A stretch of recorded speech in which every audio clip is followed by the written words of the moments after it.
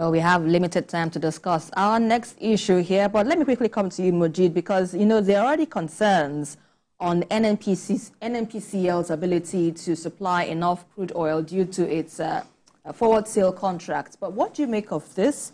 And now what alternative solutions do you think can be explored to ensure that local refineries have access to this crude and operate smoothly?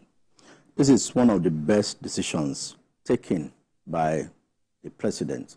I know we have said it several times on this program that we have an advantage with a president who understands the oil and gas sector inside out. He's an auditor, he has worked in Mobile, he's an accountant. So this arrangement, what it's going to do for us in Nigeria is the fact that now we spend $660 million monthly on the importation of petroleum products. That one is off.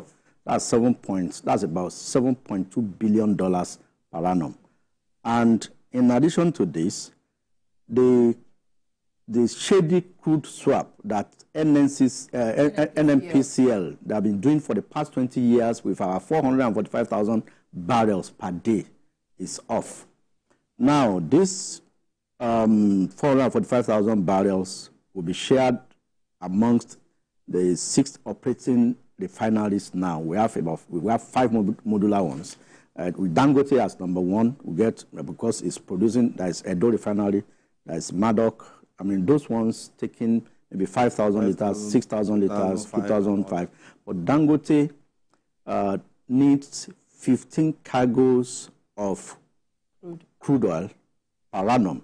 With this, NNPC has committed to giving Dangote 4 now, with a possibility to increase later. But at least those 4 cargoes runs into, billions of that. So the advantage of this Naira for crude is the fact that Dangote won't have to go to pay for Nigerian's crude oil at American Bank of America or JP Morgan. It will be settled locally by the central bank, Afrexim Bank, and some local banks.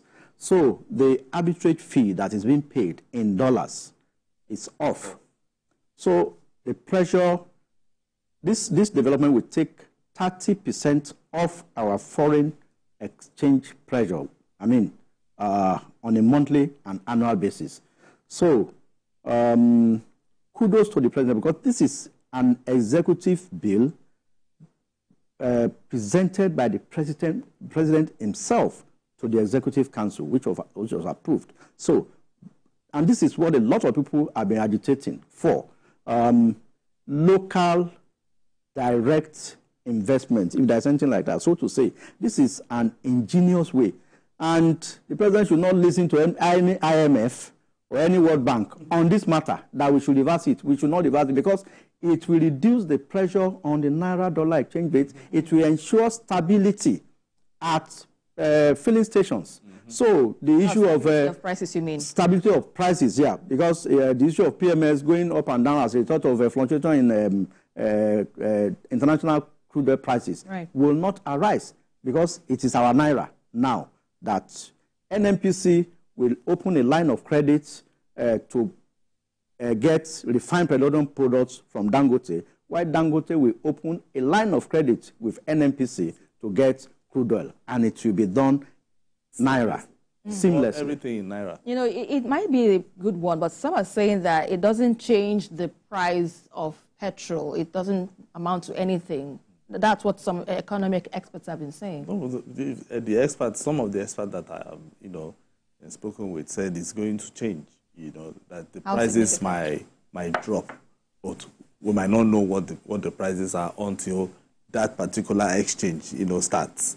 Because for now, before he used to go outside to buy, but now he's right here. So we are looking at, I think the Federal Executive Council was even saying that for all the refineries, the NNPC should be able to get about 450,000, barrels for all of them, so that we'll see what we can get from it. So if all of them are refining at the same time, and hopefully maybe the NNPC, Dangote Refinery, and every other one comes on stream, because that one, they've been turning around. It has been turning itself around several times, and it's not making any headway. 2021. You know? So if that one comes on stream, we'll be able to see what, I'm very sure there will be a lot of competition, okay? People, that is even going to, if Dangote's, this particular deal with Dangote NNPC works, you will see foreign investors trying to come into Nigeria. And that is more money for us, you know, and real competition will start. Don't forget, we see Abua that is also building a refinery, you know, so by the time that one also comes, the pressure will not be on us looking for dollar to be able to go outside to buy crude oil. Right. Yeah, that one will be cut off completely. And just like Majid said, before, we are talking about $600 million. Right. But it has reduced, with this, it's going to reduce to about $50 million. Yeah, so we have saved about 90% of what would have gone out, you know. So it is a win-win situation for both Dangote and the federal government. Yes, it was all out. It was like a man who has, you know, gone down, fears no fall anymore. So he had to just come out and start shouting. And we, the media, we helped him, and right here on TVC. I know Babajide was always on the case with Majid, you know, trying to make sure that that particular business stands. And Esther, you need to go there to see the facility. It is huge. Right. You know, it's huge. 7 times the size of Victoria Island. It's not a small investment. It's not a beans, you know. You know, we'd have continued with this discussion, but because of time, I'd like to thank you, my guests, as usual, Asukwa James and Majid Jamiu. I had an extensive conversation with you guys. Thank you so much. Thank you so much. For bringing your thoughts to bear on the various issues we discussed today. Well, that's about it on today's edition of Journalist Hangout. Don't forget you can watch a repeat broadcast of it tonight at 11. Join us again on Sunday from 1:30 to 3:30 p.m. We are also on YouTube at youtube.com/TVC News Nigeria. I am Esther Mafarela. Bye for now, and God bless Nigeria.